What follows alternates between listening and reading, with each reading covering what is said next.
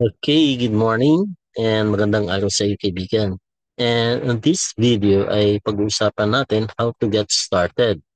This is a step-by-step guide on how to register and upgrade your PrimeWave free account to Pro member account.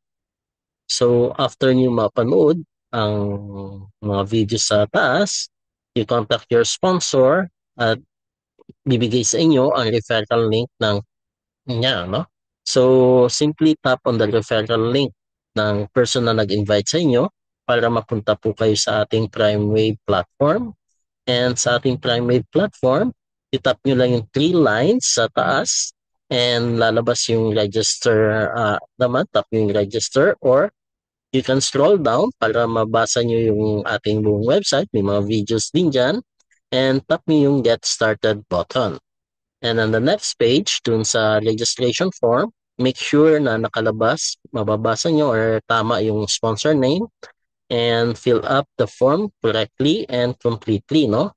So make sure yung address ninyo complete because dyan po ipapadala ng company ang inyong product. So fill up the form, your complete name and last name and address and your contact number, no? Then sa bandang ibaba, nandyan yung recaptcha. uh, click nyo lang or tap nyo lang, then register. Then once successfully register, magkakaroon kayo ng notification na congratulations, you are now registered or sa ating PrimeWave. Then all you have to do is log in on your members menu. So tap nyo lang ang log in sa then enter your username and the password na inilagay ninyo. Then dun sa ating dashboard, may members menu, makikita nyo yan sa taas, yung tatlong guhit.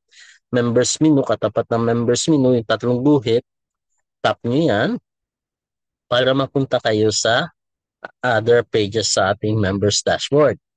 Ang unang gagawin ay i-check ang Stackis directory kung saan nandyan po nakalista yung mga Stackis natin. I-check nyo if there is a Stackis malapit sa inyong area kung saan maaari kayong mag-purchase ng inyong membership upgrade package. So, pag may malapit sa inyo, uh, tawagan nyo na lang. Nandyan ang kanilang name, address, contact number, and a link. Pwede nyo silang i-PM sa kanilang messenger and mag-coordinate na lang kayo paano makakabili ng membership upgrade package and make sure na isend din sa inyo yung e-pin or activation code. Kung wala naman, malapit na stockies sa inyong area, pumunta kayo sa purchase e-pin page kung saan pwede kayo mag-purchase online, send your payment sa mga payment option na makikita nyo dito. Scroll down nyo lang ang page and makikita nyo ang membership activation is income center position, $67. Yung quantity, of course, kung isa lang, pwede kasi mag-purchase up to 10. Then sa payment mode, nakalagay dyan is cryptocurrency, palitan nyo ng bank transfer or cash. Then, click on purchase. Then on the next page, lalabas yung mga payment option kung saan nyo pwedeng isend. Just send your payment na 3,990 sa any of the payment modes na lalabas. Then make sure to take a screenshot as your proof of payment. Pag na-send nyo, take a screenshot of your payment. Then dito sa ibaba, makikita nyo yung start chat in Messenger. So tap nyo yung button na yan, mapupunta kayo sa inyong Messenger at makaka-chat nyo directly yung PrimeWave support.